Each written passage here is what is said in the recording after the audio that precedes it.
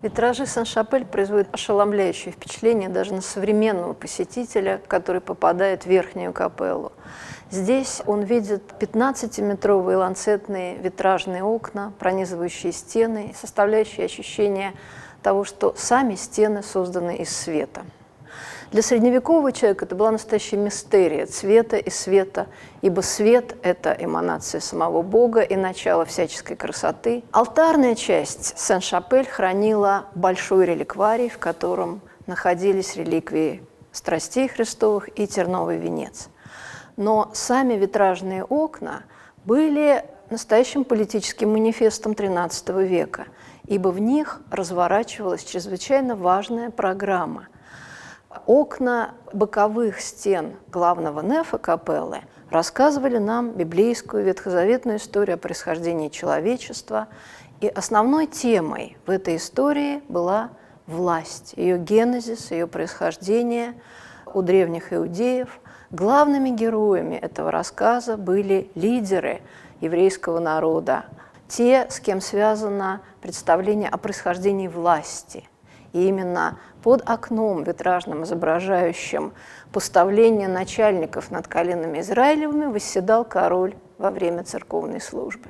Алтарная часть была посвящена пророчествам о пришествии Мессии и сцене страстей Христовых, а на противоположной стене воспроизводилась вновь история благочестивых царей и цариц Ветхого Завета. Здесь были окна, посвященные Юдифе, Эсфире. Это была отсылка и омаж к матери Людовика Святого, Бланки Кастильской. И завершался этот рассказ окном, посвященным современной истории Франции, обретению Людовиком тернового венца, доставкой этой святыни во Францию, роли самого короля, который приносит терновый венец в свое королевство, тем самым обеспечивая защиту Франции и благодать на свое государство.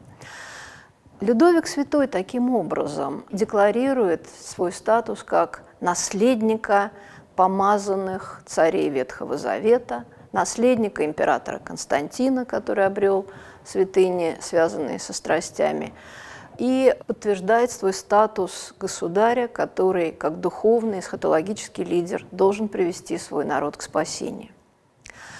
Те витражи, которые представлены в нашей экспозиции, порой довольно трудно соотнести с библейскими книгами, но мы предполагаем, что одна из самых интересных и прекрасно сохранившихся композиций – это история двойной помолвки из книги Иисуса Навина, в которой речь идет о помолвке женщины по имени Раав, которая оказала помощь Навину и его войскам при штурме Иерихона, за что удостоилась очень почетного брака, как и ее сестра.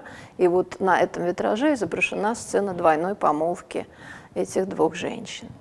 Хорошо узнаваема сцена из Апокалипсиса. Мы видим ангела, который приготовился опрокинуть на землю с небес чашу Божьего гнева. И когда эта чаша прольется, все воды на земле, моря и реки сделаются кровью.